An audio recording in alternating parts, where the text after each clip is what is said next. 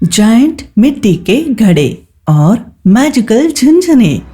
एक गांव में लक्ष्मी नाम की मिट्टी के घड़े बनाने वाली गरीब कुम्हार रहती थी। वो दिन के जितने घड़े बनाती थी उसके पैसे से आधे तो उसके घर के घर खर्च और बच्चे की स्कूल फीस में ही चले जाते थे। जैसे तैसे उसका घर का खर्चा चल पाता था। उसका पति रोज दारू पीकर रात को घर आता था। नशे की लत की वजह से ना कुछ ढंग का काम करता, ना ही कुछ कमाता धमाता। लक्ष्मी का बेटा गोपाल अपनी माँ की परिस्थिति समझता था और कभी माँ से कोई भी चीज की जिद न किया करता था। वो माँ के पास ही बैठकर खूब मन लगाकर अपनी पढ़ाई करता। दिमाग से तेज और खूब होशियार था। एक दिन लक्ष्मी का पति नशेड़ी लाल, उठ, ला मुझे थोड़े और पैसे दे, आज और बाटली चाहिए।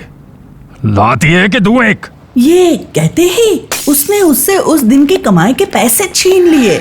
लक्ष्मी कुछ ना बोली और खूब उदास हो गई। गोपाल दरवाजे के पीछे छिपकर डर कर सब कुछ देख रहा था। माँ, मुझसे ये सब देखा नहीं जाता। ये सब कब तक चलेगा? तू बहुत छोटा है रे, करेगा भी क्या? हम कुछ नहीं कर सकते। गोपाल अपने दोस्त के पास गया और सुन, मेरे पिताजी रोज दारू पी कर आते हैं, माँ को पीटते हैं और सारे कमाए हुए पैसे छीन लेते हैं। दिन ब दिन ये सब बढ़ता जा रहा है।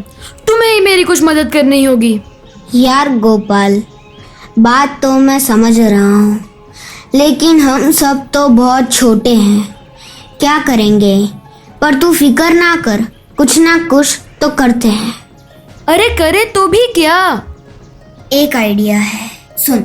हमारे गांव में एक झुनझुन वाला नाम का खिलौने वाले की दुकान है। फिलहाल वो एक खिलौने पर 50% छूट दे रहा है। मैं अपने गुल्लाक से सारे सेविंग निकाल कर इकट्ठे कर लेता हूँ। साथ ही रुद्र और वीर को जाकर उनके गुल्लाक से अपने पॉकेट मनी मंगवा लेता हूँ। तुम सिर्फ माँ को थोड़े जायंट घड़े बनाने को बोल दे। हम सब झुनझुन वाला के पास जाकर अलग अलग तरह के झुनझुन खरीद कर ले आते हैं।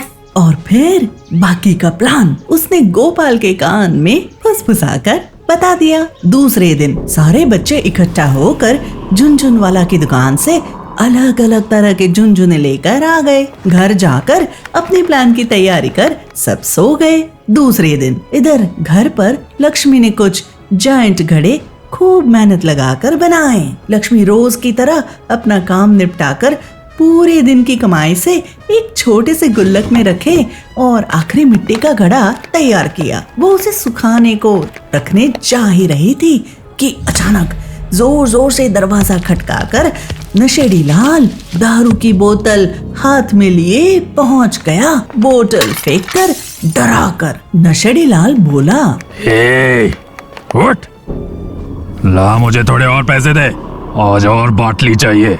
लाती है कि दूं एक खींच के? यह बोल मिट्टी का घड़ा उसके हाथ से लेने जा ही रहा था कि पीछे से जायंट मटके से तरह तरह की डरावनी आवाजें आने लगी। हम भटकती आत्मा है, हम तुम्हारा पीछा नहीं छोड़ेंगे।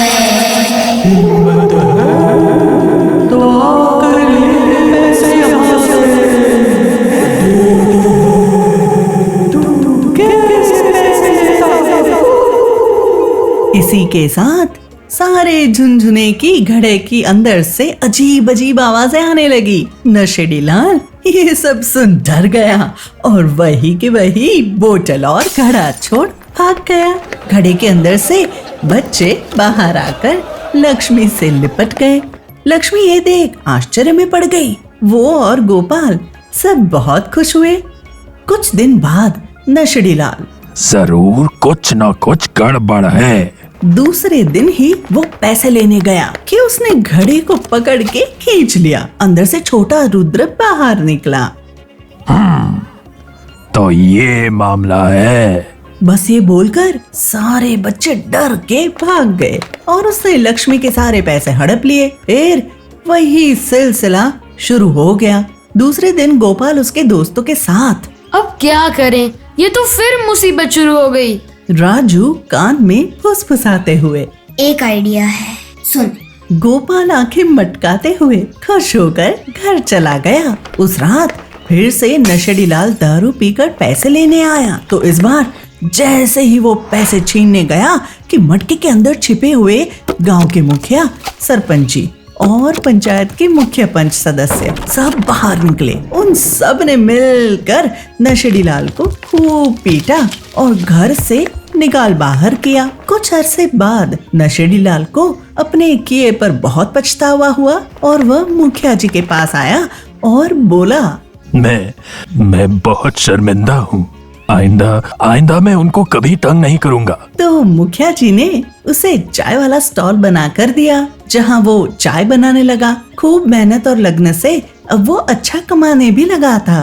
अब वो नशेड़ी लाल न रहा था। वो अपने परिवार की खूब अच्छे से देखभाल करने लगा और अब वो तीनों का प्यारा परिवार खूब हंसी खुशी से रहने लगे।